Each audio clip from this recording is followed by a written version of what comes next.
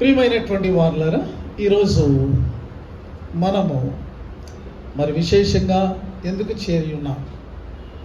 ఒక బర్త్డే ఎంతో సంతోషకరమైనటువంటి అకేషన్గా మనం ఎంచుకుంటాం.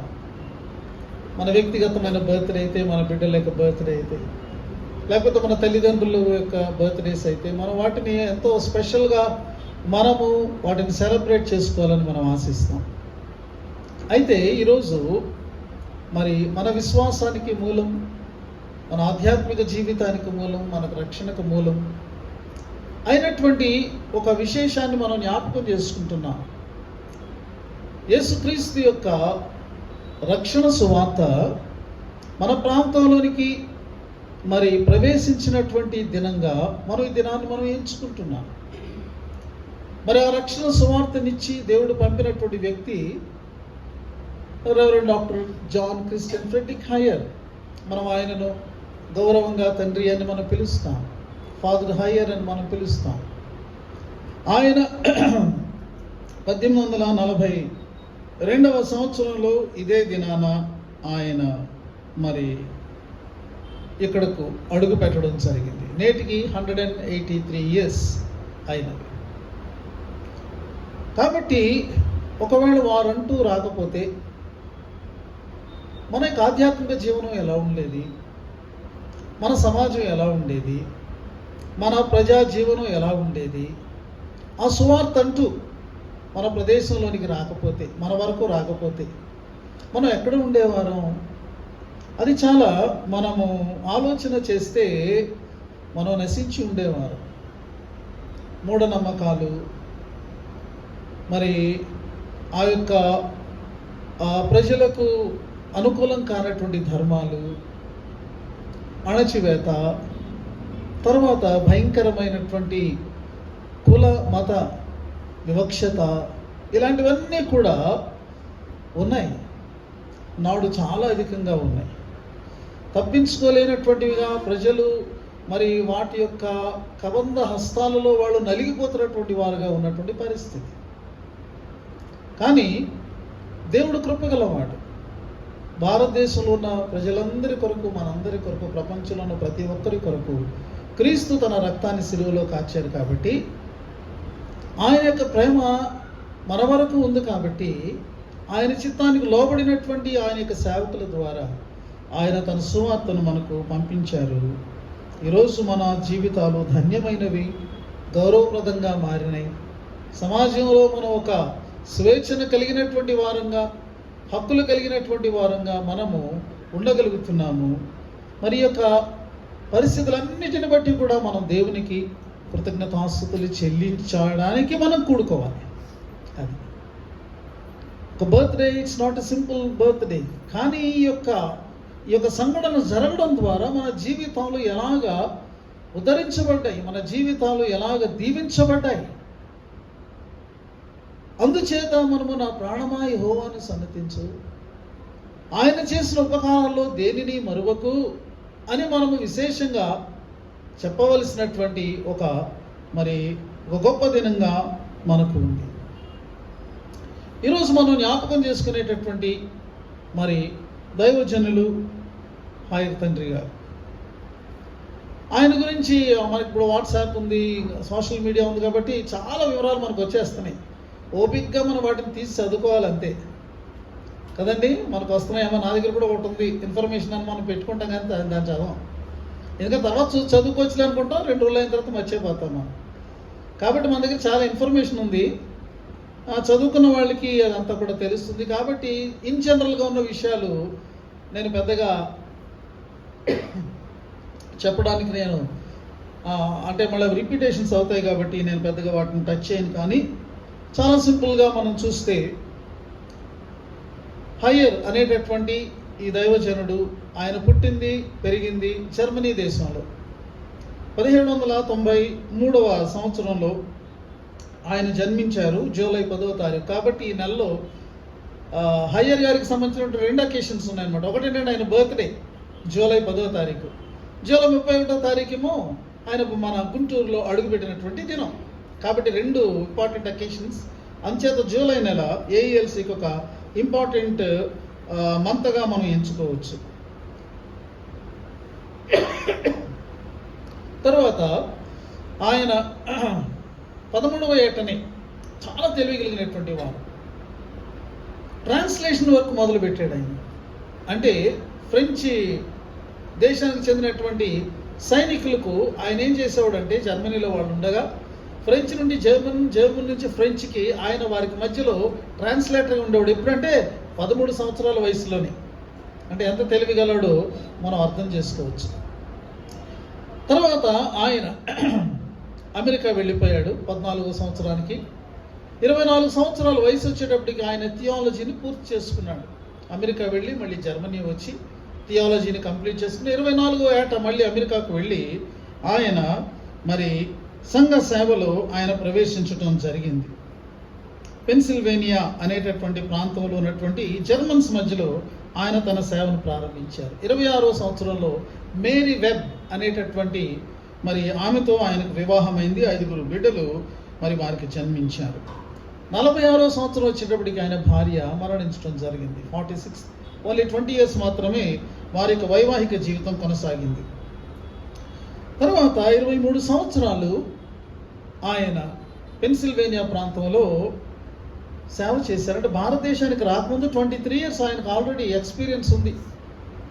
ఆయన సంచార బాధకుడిగా ఉన్నాడు ఆ ప్రదేశాలన్నింటిలో కూడా. రెండవది ఏంటంటే ఆయన ఒక సంఘ కాపరిగా ఉన్నాడు. మూడవది ఆయన చేసినటువంటి ముఖ్యమైన పని ఏంటంటే, మరి ఆ యొక్క ప్రదేశాలలో సండే స్కూల్ని ఆయన స్థాపించి సండే స్కూల్ యూనియన్కి ఆయన ప్రెసిడెంట్గా కూడా ఉన్నారు. విశేషమైన సేవ.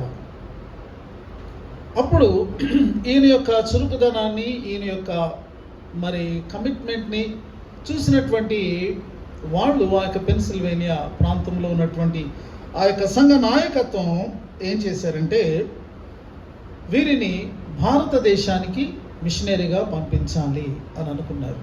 ఈయన ఎన్నుకోబడ్డాడనమాట. కాబట్టి అమెరికా నుండి ఈ యొక్క సేవా సంస్థ నుండి విదేశాలకు వెళ్ళినటువంటి మొట్టమొదటి మిషనరీ ఎవరయ్యా అంటే హయ్యర్ గారు. ఆయన తన యొక్క ప్రయాణం ప్రారంభించిన సమయం మొదలుకొని భారతదేశం చేరే వరకు కూడా ఓడలో ప్రయాణం చేస్తూ, లేకపోతే మధ్యలో అక్కడక్కడ కొన్ని స్థలాల్లో ఆగి అక్కడ క్రైస్తవులు మరి పలకరించే ఈ యొక్క ప్రయాణం అంతట్లో కూడా చాలా విషయాలను ఆయన నేర్చుకోవడం జరిగింది. చాలా విషయాలను ఆయన తన సేవ కొరకు క్రొత్త దేశంలో క్రొత్త ప్రజల మధ్యలో సేవ ఎలా చేయాలి అనేటటువంటి ఈ యొక్క విషయంలో తాను ఆయన ఎంతగానో ప్రిపేర్ చేసుకుంటూ వచ్చాడు. నేను థియాలజీ చదువుకున్నాను కాబట్టి అక్కడికి వెళ్ళిపోయి నేను బైబిల్ చెప్పేస్తానులే అని అనుకోలేదు. ఇక్కడ ప్రజలకు చెప్పాలి అంటే వాళ్ళ భాష నేర్చుకోవాలి, వాళ్ళ యొక్క సంస్కృతి ఏంటో తెలుసుకోవాలి, వారి ఆచార వ్యవహారాలు తెలుసుకోవాలి. ఆల్రెడీ అక్కడ ఎవరన్నా సేవ చేస్తున్నట్టయితే ఆ మిషనరీలు ఎలా సేవ చేశారు, ఏ విధానాలు అవలంబించారు, వాటన్నిటినీ కూడా ఆయన చక్కగా ఆయన ఆకళింపు చేసుకుంటూ భారతదేశానికి వచ్చేటప్పటికి చాలా విషయాలను ఆల్రెడీ ఆయన మరి తెలుసుకోవడం ద్వారా ఆయన ప్రిపేర్డ్గా ఉన్నట్టు మనం చూడగలం.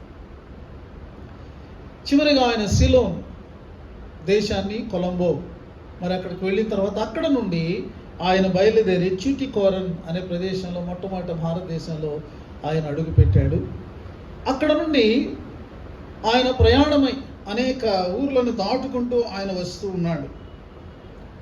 ట్యూటికోరన్ తర్వాత తిరునల్వేలి, కొతార్, మధురై, తిరుచినాపల్లి, తంజావూర్, మెడ్రాస్, నెల్లూరు, ఒంగోలు, బాపట్ల ఈ ప్రదేశాలన్నింటినీ దాటుకుంటూ వచ్చాం. 41వ సంవత్సరం అక్టోబర్ 5వ తారీఖున ఆయన ప్రయాణం ప్రారంభమైంది. మార్చి అంటే 42వ సంవత్సరంలో మార్చి 20-25 తారీఖుల మధ్యలో ఆయన ఇండియాలో అడుగు పెట్టడం జరిగింది. ఆయన అక్కడ బాపట్లలో ఉండగా గుంటూరులో ఉన్నటువంటి కలెక్టర్ గారు చాలా భక్తి కలిగినటువంటి వారు.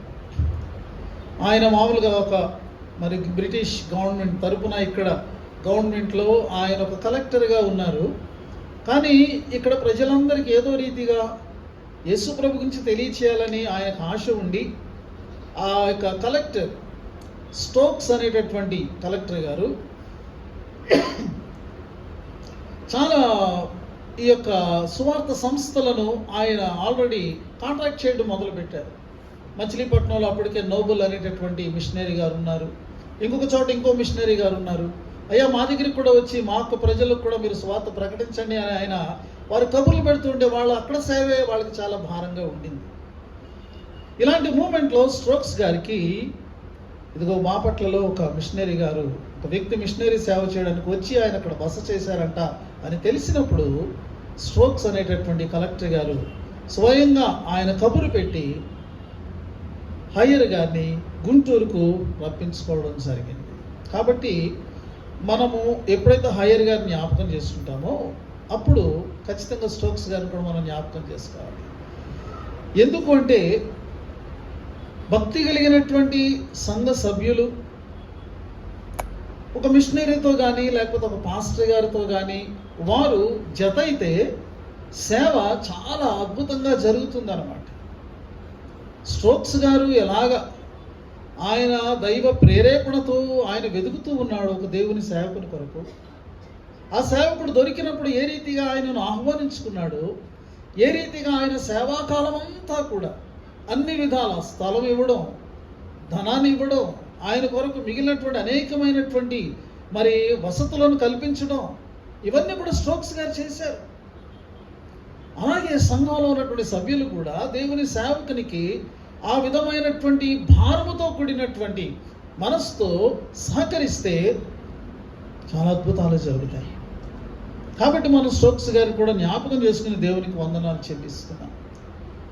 ఆయన గుంటూరులో అడుగుపెట్టినటువంటి రోజు అది 1842 సంవత్సరం జూలై 31వ తేదీ. దానినే మనం సంఘ సువార్త దినంగా మనం ఎంచుకుంటూ మనం దానిని ఆచరిస్తూ ఉన్నాం. ప్రియమైనటువంటి వారులారా, ఆయన అడుగు పెట్టారు. జస్ట్ 1 వీక్ తర్వాత ఆగస్టు 7th మొట్టమొదటి ఆరాధన ఆయన చేయడం జరిగింది.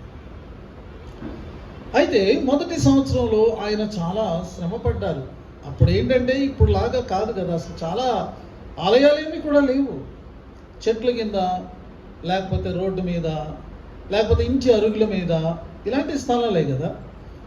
అలాగుననే ఆయన సువార్త ప్రకటించడం మొదలు పెడితే మొదటి సంవత్సరంలో ఒక 7 బాప్తీసం తీసుకున్నారు. That was the very small beginning. 7. ఇప్పుడు లూథరన్ మెంబర్స్ సంఖ్య లక్షల్లోకి వెళ్ళిపోయింది తెలుసా మీకు? అంటే ఎగ్జిస్టింగ్ లూథరన్ మెంబర్స్, లూథరన్స్ కూడా బయటకు వెళ్ళిపోయినట్టుగా చాలా మంది ఉన్నారు. అయితే చాలా సంఘాలు స్థాపించింది ఎవరో తెలుసా? మన లూథరన్సే బయటకు వెళ్ళిపోయి. సో ఒక 7 మెంబర్స్ 1 year కష్టపడితే అలా స్టార్ట్ అయితే నేడు వేల కొలది లూథరన్ చర్చెస్ ఉన్నాయి, లక్షల కొలది విశ్వాసులు ఉన్నారు, 100ల కొలది దేవుని యొక్క సేవకులు ఉన్నారు. చూసారా?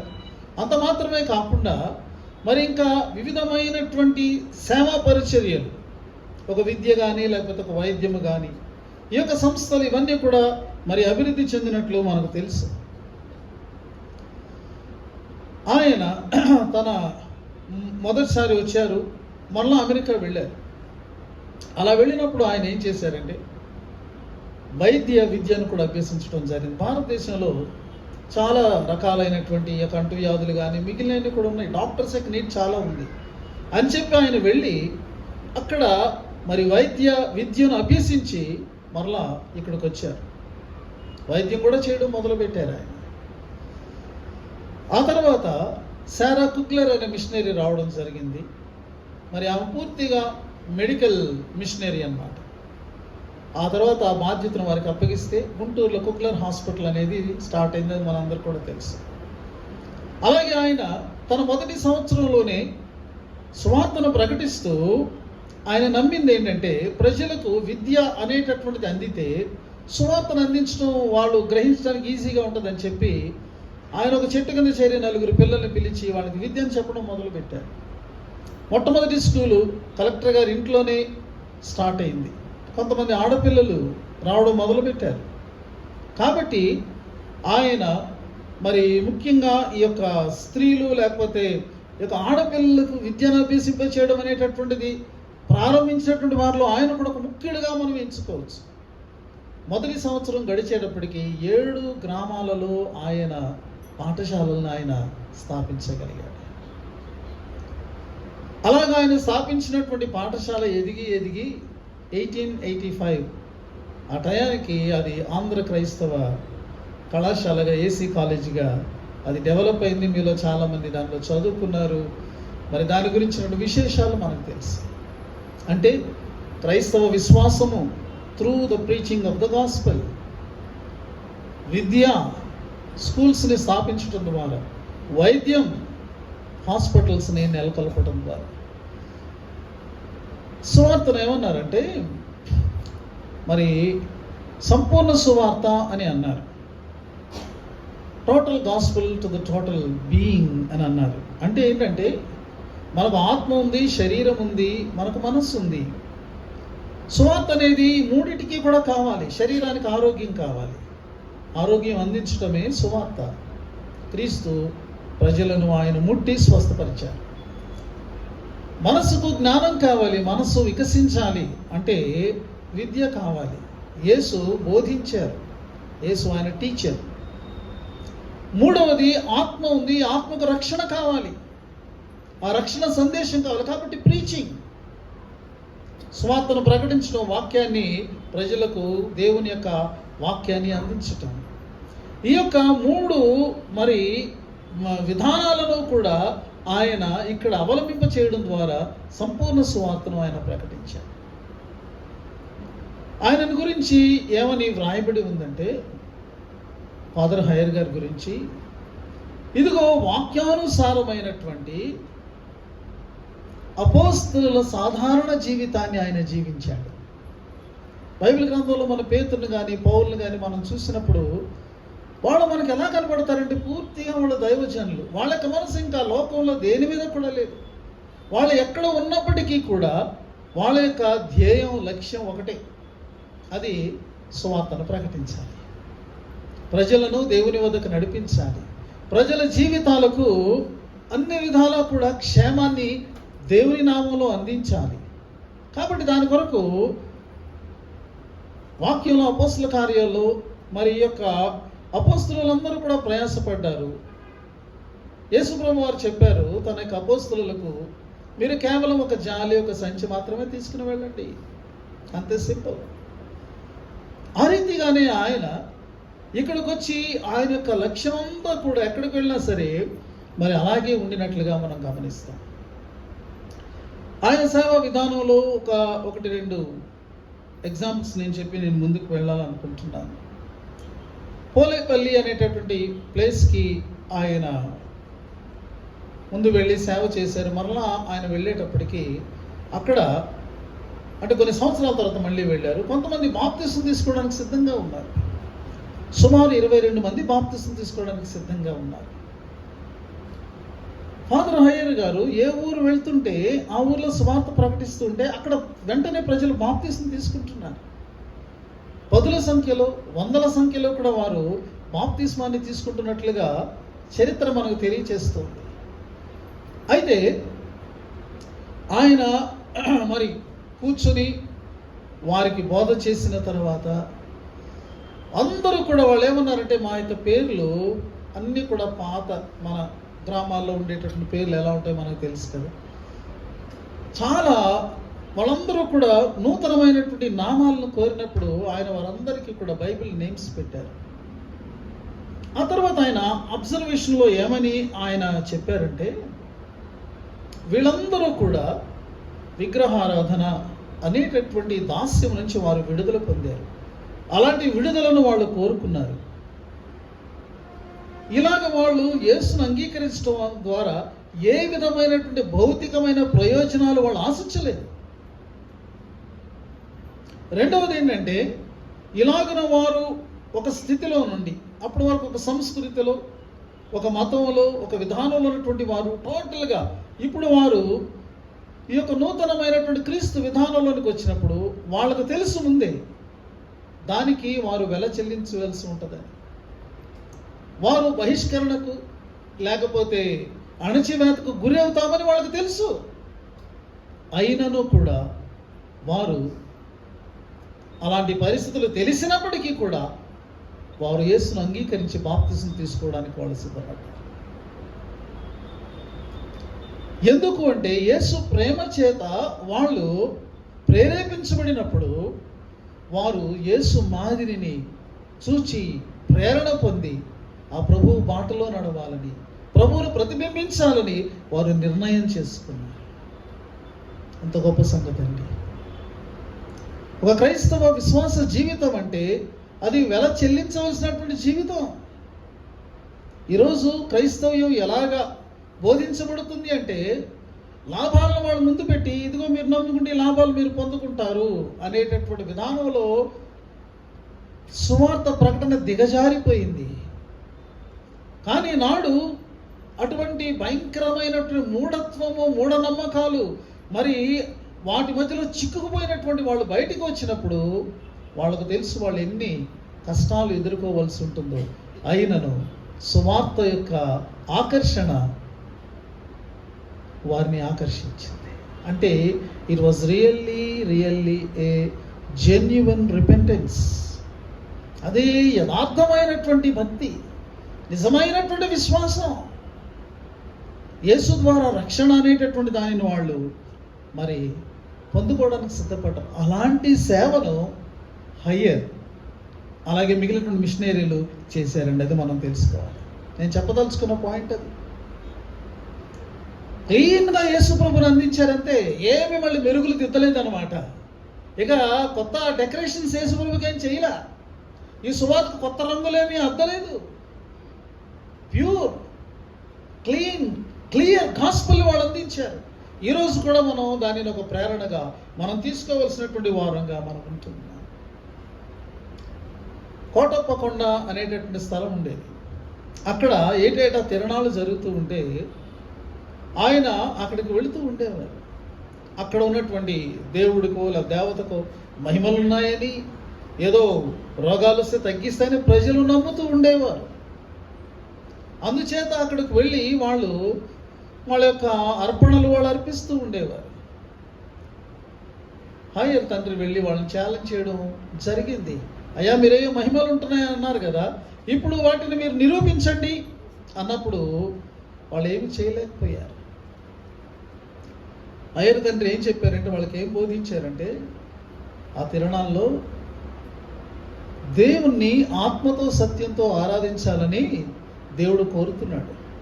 మన దేంతో ఆరాధించాలి? ఆత్మతో సత్యంతో ఆరాధించాలి. కాబట్టి మన యొక్క అర్పణలను, స్తుతులను ఆత్మీయమైనటువంటి దేవునికి మనం చెల్లించాలి తప్ప, ఇదిగో ఇలా చెల్లిస్తే మీ భక్తి వ్యర్థమవుతుంది అని వాళ్ళు క్లియర్గా చెప్పాడు. అంటే ఎంత ఖచ్చితమైనటువంటి సువార్తను ఆయన అందించాడో మనం తెలుసుకోవచ్చు. ఇలాంటి సంఘటనలు ఆయన జీవితంలో చాలా ఉన్నాయి. ప్రియమైనటువంటి వారు, మరి ఒక జీవితాన్ని చెప్పాలంటే మనకు సమయం సరిపోదు. కానీ కొన్ని ప్రేరణలు మనం ఈరోజు ఆయన నుండి మనం పొందుకున్నాము. తర్వాత మరలా ఆయన అమెరికా దేశం వెళ్ళారు. దాదాపు 10 సంవత్సరాల పైన అమెరికాలో ఉన్న తర్వాత మరలా తిరిగి ఇక్కడ అవసరతను బట్టి ఆయన వచ్చి రాజమండ్రిలో ఆయన 3 సంవత్సరాలు పనిచేసి, రాజమండ్రి పశ్చిమ తూర్పు గోదావరి జిల్లాల్లో ఆయన సంఘాన్ని స్థిరపరిచి మరలా ఆయన అమెరికా వెళ్ళిపోయారు 69వ సంవత్సరంలో. మరి తర్వాత వారు అక్కడ ఒక 3 సంవత్సరాలు పరిచర్య చేసి ప్రభునందు నిద్రించడం జరిగింది. 1873 నవంబర్ 7వ తారీఖున వారు ప్రభునందు నిద్రించారు. ప్రియమైనటువంటి వారులారా, ఒకవేళ ఈరోజు నన్ను కాకుండా హయ్యర్ తండ్రి గారు మీరు పిలిచి ఉన్నట్టయితే ఆయన ఏం ప్రసంగం చేసి ఉండవచ్చు కదా.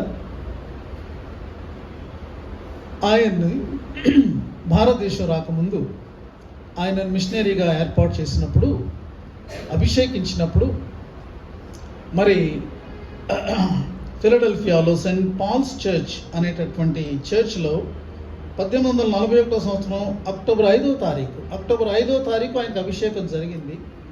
అక్టోబర్ 15వ తారీఖు ఆయన ప్రయాణాన్ని ప్రారంభించారు.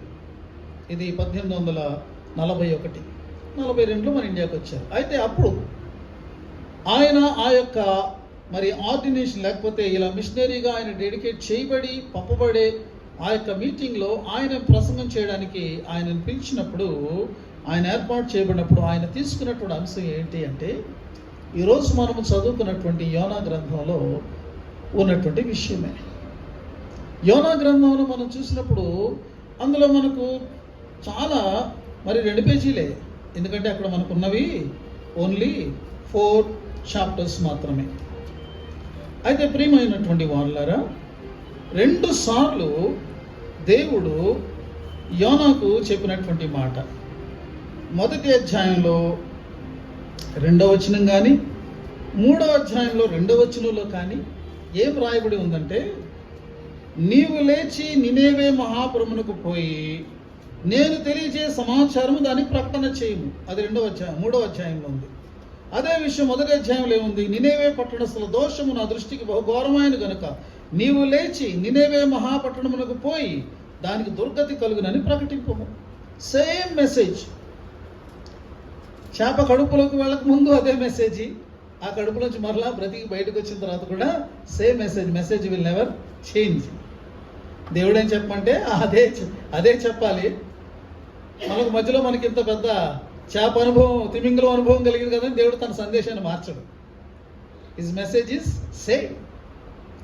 3 మాటలు. ఒకటేంటంటే గెట్ అప్, లే. 2వది ఏంటంటే గో, నువ్వు వెళ్ళు, నువ్వు పోయి. 3వది ఏంటంటే ప్రకటించు, ప్రొక్లైమ్. ఈ 3 మాటల ఆధారంగా మరి ఫాదర్ హయ్యర్ గారు చాలా గొప్ప సందేశాన్ని ఆ రోజు ఇచ్చారు అని మనకు తెలుస్తుంది. ఈరోజు కూడా టాబర్నకల్ లూథరన్ చర్చ్కి ఒకవేళ ఆయన సందేశం ఇస్తే ఇదే ఇస్తారు. ఆ సందేశాన్ని మనం ఎందుకు తీసుకోకూడదు? ప్రియమైన వారులారా, నేడు ఆధునిక సంఘం ఎలాగా అది మార్పు చెందింది అంటే, మనము 4 గోడల మధ్యలో మనముంటూ దేవునికి కూడా ఇదే స్థలాన్ని మనం ఇస్తూ, మనము మరి ఒక లిమిట్ని, ఒక బౌండరీస్లో మనం ఉండిపోతూ ఉన్నాం. ఒకవేళ హయ్యర్ గారు అలాగే ఉన్నట్టయితే అది మన వరకు వచ్చేది కాదు కదా. చూడండి, నీవు లేచి పోయి ప్రకటించు. ఫస్ట్ లేవాలి. తన సుఖాలను, తన సౌఖ్యాలను, తన యొక్క మరి తనకున్నటువంటి సమస్తాన్ని కూడా ఆయన అక్కడ విడిచి లేవాలి ఫస్ట్ కదా. We have to get up, go to A place. అక్కడికి వెళ్ళాలి. అక్కడంతా కూడా నీకు తగినటువంటిదిగా ఉండదు, అంత డిఫరెంట్గా ఉంటుంది. Everything is new which is not convenient to you. నీకు అననుకూలమైనటువంటి తావులోనికి నువ్వు వెళ్ళాలి.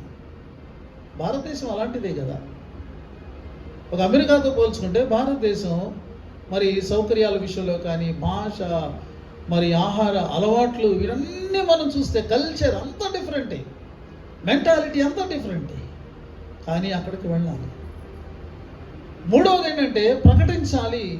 ఈయన ప్రకటించేది వాళ్ళ అనుకూలమైనటువంటిది కాదు, అంగీకరించేటటువంటిది కాదు. ఎందుకంటే వాళ్ళు ఆల్రెడీ వాళ్ళ బోధలు ఉన్నాయి, వాళ్ళ మతాలు ఉన్నాయి. యోనా విషయంలో కూడా మనం చూస్తే, యోనా తన స్వదేశంలో నుండి బయలుదేరి అక్కడి నుంచి బయలుదేరాలి. చక్కగా కంఫర్టబుల్గా అందరూ తన వాళ్ళే, తన బంధువులే, తన యొక్క జాతి ప్రజలే. నినవేకి వెళ్ళాలి. నినవే శత్రుదేశం. ఆల్రెడీ తమను మరి భయంకరంగా తమను దాడి చేసి జయించినటువంటి దేశం అష్షూరు దేశం. అష్షూరుకు రాజధాని నినేవే. అక్కడికి వెళ్ళి ఏం చెప్పాలి అంటే, మీరు చాలా మంచివాళ్ళు, దేవుడు మిమ్మల్ని దీవిస్తాడు. కాదు, దేవుడు మిమ్మల్ని నాశనం చేయబోతున్నాడు, ఇది నన్ను చెప్పమన్నాడు. ఎవరిని యాక్సెప్ట్ చేస్తారండి ఇలాంటి మెసేజ్?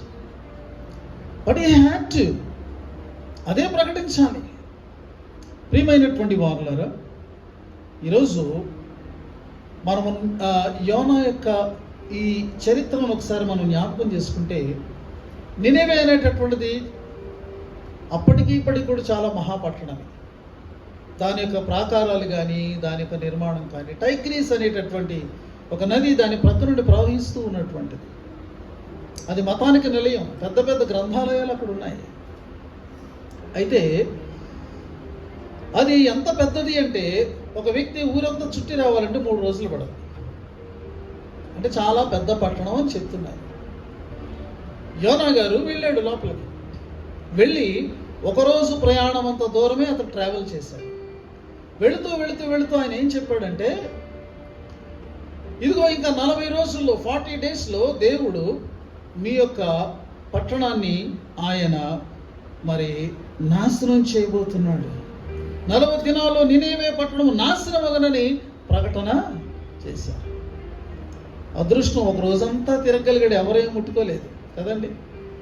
ఇప్పుడు మన పరిస్థితి ఎలా ఉందంటే, మనం వార్తలు వింటున్నాం, వాళ్ళ యొక్క చర్చిలోని వాళ్ళే ఆరాధన చేసుకుంటే బయట నుంచి వచ్చి ఆరాధన చేసుకోనివ్వకుండా ఉన్నటువంటి పరిస్థితులు మనం చూస్తూ ఉన్నాం.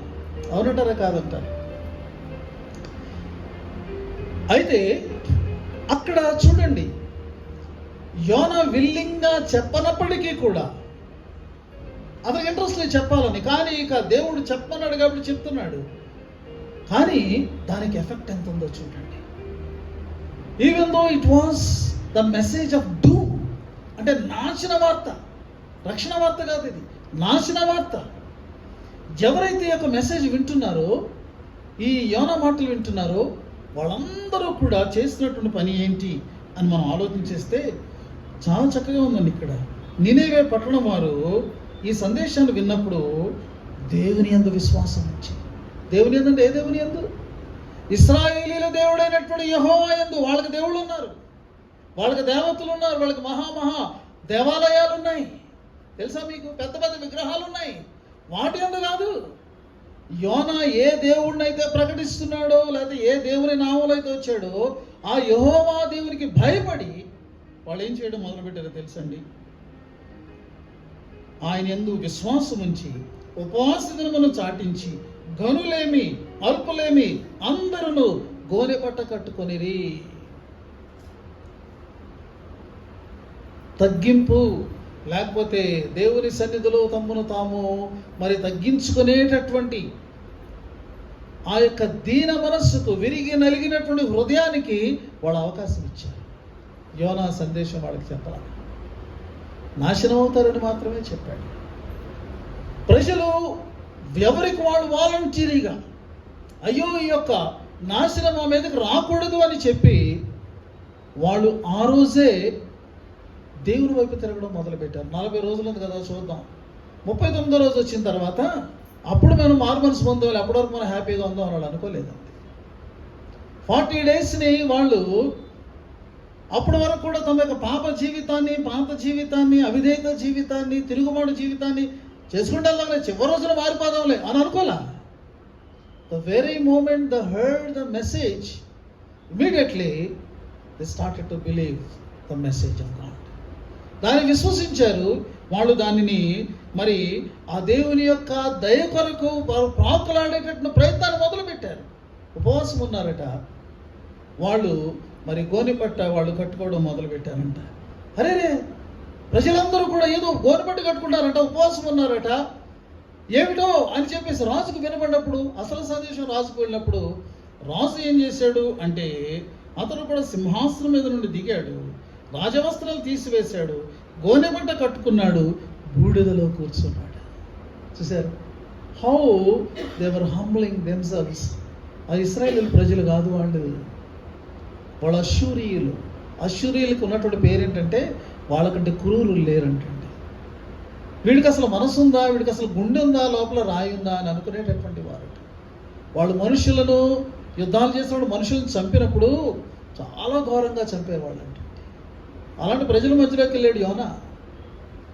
కానీ సందేశం యొక్క శక్తి ఎలా ఉందో చూడండి. రాజు సింహాసనం నుంచి కింద దిగాడట, గోనెపట్ట కట్టుకున్నాడట, బూడిదలో కూర్చున్నాడట. What a change. తరువాత అక్కడతో ఆగలేదు. రాజుగారు, మంత్రులు వాళ్ళు ఏం చేశారని ఆజ్ఞ ఇచ్చారు. ఏమనంటే ప్రజలందరికీ కూడా ఇది వెళ్ళిపోవాలి. ఒకవేళ దేవుడు మనస్సు త్రిప్పుకొని పశ్చాత్తాపమై మనం లయము కాకుండా తన కోపాన్ని చల్లార్చుకున్నాను కనుక మనుషులు ఏది పుచ్చుకొనకూడదు. పశువులు కానీ, ఎద్దులు కానీ, గొర్రెలు కానీ మేత మేయకూడదు, నీళ్లు త్రాగకూడదు. మనుషులందరూ తమ దుర్మార్గములను విడిచి తాము చే బలాత్కారమును మానివేయవలెను. మనుష్యులేమి పశువులేమి సమస్తమును గోనెపట్ట కట్టుకొనవలెను. జనులు మనఃపూర్వకంగా దేవుని వేడుకొనవలని దూతలు నినెవే పట్టణంలో చాటించారు. It was not just Jonah ఒక్కరోజు ప్రకటించాడంతే. కానీ ఇప్పుడు ఆ సందేశాన్ని అందుకొని పట్టణమంతా ఇది చాలా ర్యాపిడ్గా వెళ్ళిపోవాలి, ఇది ఒక మెసేజ్, దేవుని యొక్క ఉగ్రత మా మీదకి రాకూడదని చెప్పి చూసారా, ఆ స్థానంలో నుండి దూతలు నియమించబడి వెళ్ళారని అంత ఎఫెక్ట్ చూడండి. They were not the evangelist. వాళ్ళకి ఒక ట్రైనింగ్ ఇచ్చి వాళ్ళకి అది ఇచ్చి ఇది ఇచ్చి యోనా గారు అని వాళ్ళకి పంపించలే. యోనా గారికి అసలు తెలియదు. కానీ చూడండి ప్రజల్లో వస్తున్నటువంటి మార్పు. ఒక్కళ్ళు కూడా నశించుకోలేదు. 120,000 కంటే ఎక్కువ మంది ఉన్నారు ఆ యొక్క పట్టణంలో. ఒక్కళ్ళు కూడా నశించుకోలేదు. One message, one day, 100 years effect. పట్టణం అంతా రివైవల్ వచ్చేసి ప్రియమైనటువంటి వాళ్ళారా. ఎందుకంటే యోనా దేవునికి లోబడి తనకిష్టం ఉన్నా ఇష్టం లేకపోయినా లేచి వెళ్ళి ప్రకటించాడు. ఈరోజు టాబర్నకల్ లూథరన్ చర్చిగా మనం ఉన్నప్పుడు దీని గురించి ఆలోచించినప్పుడు నాకు ఒక వాక్యం బైబిల్ నుండి గుర్తొచ్చింది. పర్ణశాల, గుడారం అనే మాటలు బైబిల్లో ఉన్నవి. అవి దేవుని యొక్క సన్నిధానానికి, దేవుని యొక్క నివాసానికి అవి పర్యాయ పదాలుగా వాడబడ్డాయి. 27వ కీర్తన 5వ వచనంలో కీర్తనాకారుడు ఏమంటాడంటే, ఆపత్కాలములో ఆయన తన పర్ణశాలలో నన్ను దాచును, తన గుడారపు మాటున నన్ను దాచును. అనేక మందికి టాబర్నకల్ లూథరన్ చర్చ్ ఎలాగా ఉండాలి అంటే, ఇదిగో ఒక తాముకు కాపుదల కలిగేటటువంటి ఒక పర్ణశాలలా ఉండాలి, తమకు భద్రతనిచ్చేటటువంటి ఒక గుడారంలాగా, అంటే దేవుని భద్రతనిచ్చేటటువంటి ఒక మరి స్థలంగా ఇది ఉండాలి. లోకంలో అనేక మంది ఆపదలలో ఉన్నారు. మన చుట్టూ ఉన్న జనాంగంలో అనేక మంది ఆపదలో ఉన్నారు. వారి యొక్క జీవితాలు నాశనం అవుతున్నాయి. వారి యొక్క జీవితాల్లో వేదన ఉంది. వారి యొక్క జీవితాల్లో మరి ఇదిగో దిక్కులేనటువంటి స్థితి ఉన్నది. వారికి ఆశ్రయస్థానం ఎక్కడ ఉన్నది? ఎక్కడికి వెళ్ళి వారు తమ తలను దాచుకోగలరు? ఎక్కడికి వెళ్ళి వారు సమాధానాన్ని పొందుకొనగలరు? ఎక్కడికి వచ్చి వారు పరిష్కారాన్ని వాళ్ళు పొందుకొనగలరు? సంగమా, పర్ణశాలలోనికి వాళ్ళు రావడానికి, ఇదిగో ఇక్కడ ఒక పర్ణశాల ఉన్నది, అక్కడ దేవుని యొక్క సన్నిధి ఉన్నది, అక్కడ ఆశ్రయమైనటువంటి దేవుడు ఉన్నాడు అనేటటువంటిది వాళ్ళు తెలుసుకుని అనేక మందిగా ఇక్కడికి రావాలి. ఈ సంఘం ఏర్పడటంలో ఒక ముఖ్యమైనటువంటి కారణం ఏంటంటే, ఇక్కడ ఉన్నటువంటి లూథరన్ సంత దూరం వెళ్ళలేకపోతున్నారు. అది ఒక ముఖ్యమైన కారణమే. కానీ అదే కారణమైతే అది చాలా స్వల్పమైనటువంటి. ఎందుకంటే ఒకడు మనం పెట్టపనలు ఏదో చర్చికెళ్తారు కదా, అతను ఆధ్యాత్మికంగా వాళ్ళు ఎదగడం కోసం ఏదో దేనికో వెళ్తారు. కానీ అది ఒక ప్రాముఖ్యమైన పాయింట్ అయినా, ముఖ్యంగా అనేక మంది ఇతరులు కూడా దేవుని ఎరిగినటువంటి వారు కూడా నిజ దేవుడు ఎక్కడున్నాడని రావాలి. అది సంఘం యొక్క భారమై ఉండాలి. అది సంఘం యొక్క ప్రార్థన అయి ఉండాలి. That is very very important. ఎంత ప్రాముఖ్యమైనటువంటి విషయమో మనం తెలుసుకోవాలి. ప్రియమైనటువంటి వాళ్ళారా, దేవుడు ఆయనే మన ఆశ్రయం. అంటే ఏదో ఈ గదిలోనికి రావాలి, ఈ హాల్లోనికి రావాలని నేను చెప్పట్లేదు. ఇక్కడ దొరికేటటువంటి బోధ, ఇక్కడ ఉండేటటువంటి సంఘం, ఇక్కడ ఉండేటటువంటి ప్రార్థన, ఇక్కడ ఉండేటటువంటి ఆదరణ, అది వారికి ఒక పర్ణశాల. వారి యొక్క మనస్సులకు, ఆత్మలకు నెమ్మది, ఒక నిరీక్షణ దొరికేటటువంటి ఒక గొప్ప స్థలం. అలాగున మనము వృద్ధి చెందవలసినటువంటి అవసరత ఉన్నది. మనం గమనించుకోవాలి ఏమిటంటే, మనము కానీ ఏ సంఘమైనా సరే, we cannot attract the people to God by the programs. అనేకమైనటువంటి కార్యక్రమాలు, ఆకర్షణీయమైనటువంటి కార్యక్రమాలు చేయడం ద్వారా ప్రజలను మనం దేవుని దగ్గరికి ఆకర్షించగలం అని అనుకుంటే జరుగుతుంది. ఎందుకంటే సంఘాల్లో జరుగుతుంది. We cannot attract people to God by pricing the people. ప్రజలను మనం మెచ్చుకోవడం ద్వారా, ప్రజలను మనం ప్రశంసించడం ద్వారా మనం ప్రజలను దేవుని దగ్గరికి ఆకర్షించలేము. సంఘాలలో మనం దాన్ని కూడా చూస్తున్నాం. We cannot attract people to God by party.